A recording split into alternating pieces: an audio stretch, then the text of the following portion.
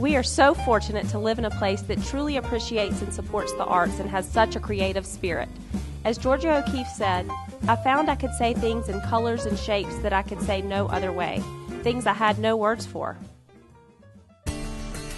Real estate is about so much more than four walls and a roof. It's about how a community really lives. It's about a lifestyle. Our agents are intimately familiar with the communities they work in. They eat at the restaurants, they dedicate their time to the nonprofits, they play in these mountains.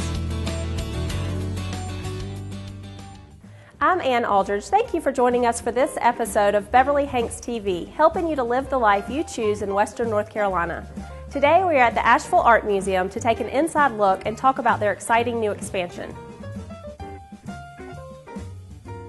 The museum is based in Asheville, but its reach goes so much farther into Western North Carolina. Can you tell us a little bit about the part that the museum plays in the culture here? Sure, my pleasure. The museum collects American art of the 20th century, but we have a sub-focus on art of particular importance to Western North Carolina, so that if you're a visitor to the museum or a resident of Western North Carolina, anytime you come, you'll see work like this by Joseph Albers, who was a very important figure here in the mid-20th century. And you'll also see work by other artists who've lived and worked here over the century. At the same time, you'll see important works of American art from around the country that are internationally acclaimed as part of the American aesthetic development in this time period. Pam, how many people visit the museum on average per year, and where do they come from?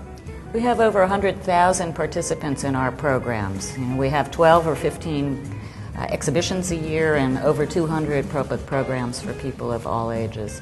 Visitors come from all 50 states, from throughout 24 counties we serve in Western North Carolina, and from many, many places abroad. You moved to Asheville from New York and were previously with the Guggenheim. Tell us a little bit about why you chose to come to Asheville.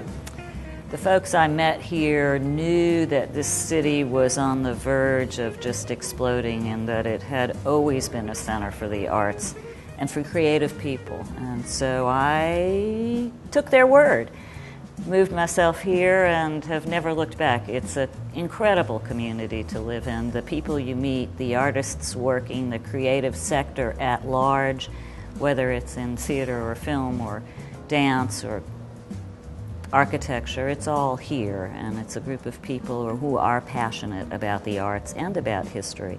So what better place could you be than at a museum in a community that values those things? We are with Kathleen Glass, the communications manager of the Asheville Art Museum. Kathleen, I know you just recently moved to Asheville from Macon, Georgia. What made you choose Asheville over anywhere else that you could have moved? Well, as I mentioned to you earlier, with a background in arts administration, I really wanted to find a great arts community and museum to be a part of in the Southeast. And of all the places that I could have looked, whether it was Atlanta or Savannah, Asheville really stood out to me as a very unique community in that it's small but has an incredibly thriving art scene, from your commercial galleries to this wonderful museum that we have here. And the Asheville Art Museum is really unique in that it serves 24 counties as the only major visual arts institution in this entire region. So it's really more than just Asheville, it's the entire region. So that was the major appeal for me. You mentioned that the museum's only able to display about 3% of the permanent collection right now, and that the programming that you have is just filled to the brim. What is the expansion going to enable you to do once that takes place? It's really exciting, and we're going to be able to show probably 2.5 times as much of the permanent collection at any given time. We're going to have changing exhibition spaces where we can bring in major traveling exhibitions or create our own. We're going to have new spaces for public programming for kids and for school groups and for adult programs of all kinds. We have a new space for film and video.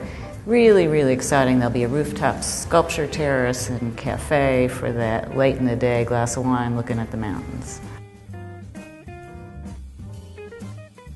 That's it for this episode of Living the Life You Choose in Western North Carolina. If you'd like to learn more about our region, please visit one of our offices in Buncombe, Haywood, or Henderson counties, or from the comfort of your own home, go to beverlyhanks.com. Join us next time as we talk with Neil Hanks about how the real estate market is shaping up for 2012.